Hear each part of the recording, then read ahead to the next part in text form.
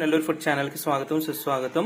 ఇవాళ మన ఛానల్లో వచ్చేసి 1 కిలో బాస్మతి బిర్యానీ చేశానండి. ఏ విధంగా చేశాను, ఎలా చేశాను మీకు ఈ వీడియోలో క్లియర్గా చూపిస్తాను. చూడండి అసలు రైస్ ఎంత పొడి పొడిగా ఉందో, ఎంత బాగొచ్చిందంటే అంత బాగొచ్చిందండి. అసలు నేను ఇందులో ఆయిల్ ఏమి యాడ్ చేయకుండా ఓన్లీ గీతోనే చేశానండి. అసలు ఎంత బాగా స్మెల్ వస్తుందంటే అంత మంచి స్మెల్ వస్తూ ఉంది.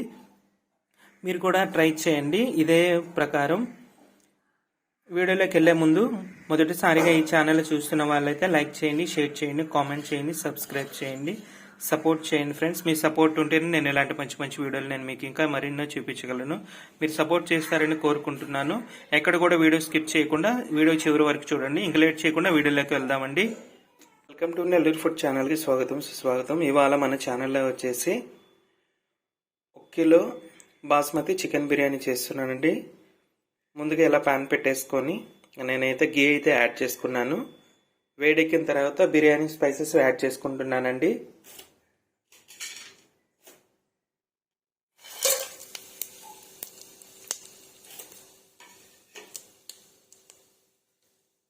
చూడండి, మనం యాడ్ చేసుకున్న స్పైసెస్ అన్ని ఫ్రై అయ్యాయండి గీలో. నేనంతా ఈ బిర్యానీ అంతా గీతోనే చేస్తున్నానండి. దానికిగా నేను 1/4 కిలో గీ యాడ్ చేసుకున్నానండి. ఇప్పుడు కట్ చేసి పెట్టుకున్న 2 ఆనియన్స్, మీడియం సైజ్ ఆనియన్స్ ముక్కలు వేసేసుకుంటున్నానండి. బాగా సన్నగా కట్ చేసుకున్నాను, ఎందుకంటే మనకి గీలో బాగా ఫ్రై అవ్వాలి కదా.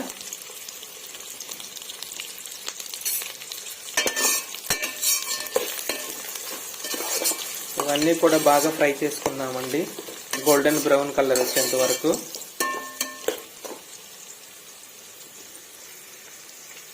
చూడండి, ఆనియన్స్ ఈ మాత్రం ఫ్రై అయిన తర్వాత 1 టేబుల్ స్పూన్ ఫుల్ అల్లం వెల్లుల్లి పేస్ట్ యాడ్ చేసుకుంటున్నానండి.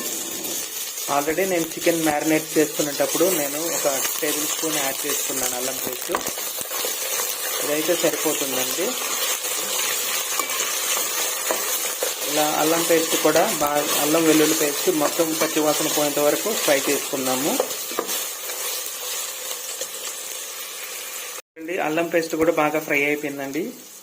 ఇప్పుడు మనం కట్ చేసి పెట్టుకున్న 3 మీడియం సైజ్ టమోటాలను యాడ్ చేసుకుంటున్నాను.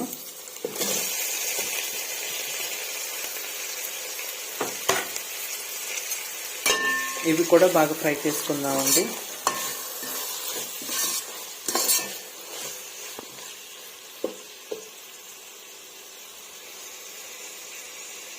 చూడండి, ఇప్పుడు మనం 4 పచ్చిమిర్చి యాడ్ చేసుకుందామండి.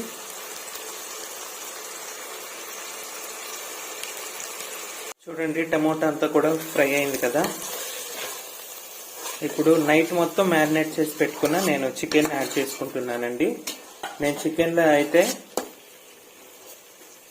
కొత్తిమీర, పుదీనా, కారం, అలాగే లైట్గా పసుపు, పెరుగు ఇవన్నీ నేను వేసుకొని బాగా కలిపేసుకొని మ్యారినేట్ చేసి పెట్టుకున్నానండి. మీకు చూపిస్తాను చూడండి. చూడండి, కంప్లీట్గా నైట్ మొత్తం నేను ఇలా మ్యారినేట్ ఫ్రిడ్జ్లో పెట్టుకున్నానండి. ఇదంతా కూడా యాడ్ చేసుకుంటున్నాను నేను. చూడండి, నేను చికెన్ అంతా కూడా ఇలా యాడ్ చేసుకున్నాను. ఒకసారి కలిపేసుకుంటానండి.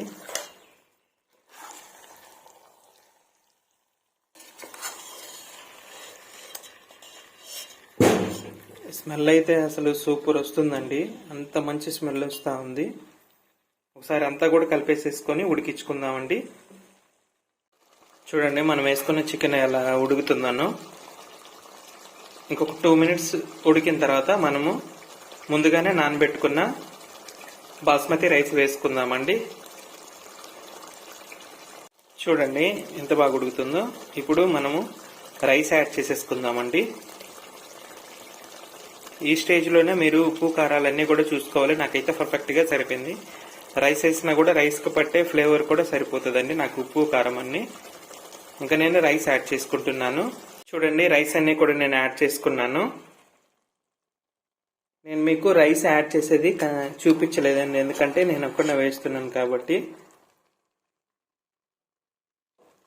చూడండి అసలు ఎంత బాగుందనో. అన్ని కూడా సైడ్ నుంచి ఇలా కలిపేసుకుందామండి, ఎందుకంటే రైస్ ఇరిగిపోకుండా అంతా కూడా కలిపేసుకుందాము.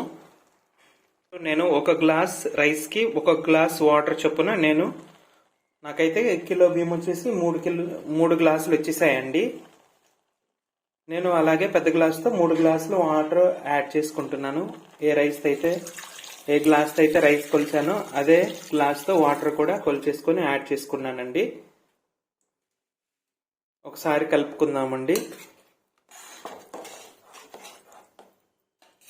లైట్గా అంచులు అలా కలిపెట్టుకుంటే సరిపోతుందండి. ఎందుకంటే మనం ఇప్పుడే కదా రైస్ వేసింది, రైస్ ఇరిగిపోయే ఛాన్సెస్ ఉన్నాయండి మొత్తం కలపడం వల్ల. అలాగే ఇలా సైడ్లు మొత్తం అలా కలిపేసుకొని ఒక 4 నిమిషాల తర్వాత మళ్ళీ ఇంకొకసారి కలిపేసుకుందామని ఇలాగే వదిలేసి ఉడికించుకుందాము మీడియం ఫ్లేమ్లో.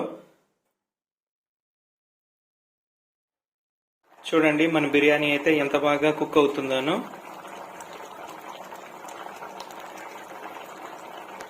ఒకసారి కలుపుకొని చూద్దాము.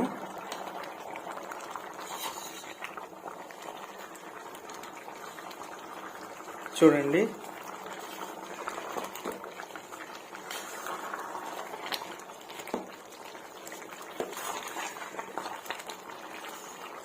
ఇప్పుడు గ్యాస్ అయితే మనము మీడియంలో పెట్టుకుందామండి. ఎందుకంటే మీడియంలో ఉడికించుకుందాము, మనకి ఇంకా బాగా కుక్ అవుతుంది.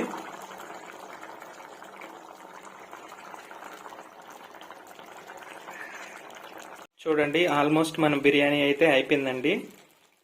ఇప్పుడు మనం సిమ్లో ఒక 5 నిమిషాలు పెట్టుకుందాము. సిమ్ అయిపోయిన తర్వాత స్టవ్ బంద్ చేసేసి ఒక 15 నిమిషాలు కానీ 20 నిమిషాలు కానీ అలాగే ఉంచుకుందాము.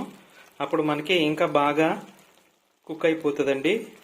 కొంచెం చల్లగారిన తర్వాత రైస్ కూడా పువ్వులాగా విచ్చుకుంటూ ఉంటుంది, చాలా బాగుంటుందండి. మీరు కూడా ఒకసారి ట్రై చేయండి, మీకు ఎలా వచ్చిందో కామెంట్లో పెట్టండి. ఒకసారి మూత పెట్టేసుకొని సిమ్లో పెట్టేసుకొని ఒక 15 నుంచి 20 నిమిషాల వరకు అలాగే సిమ్లో వదిలేద్దామండి. చూడండి మన బిర్యానీ అయితే కంప్లీట్గా అయిపోయిందండి.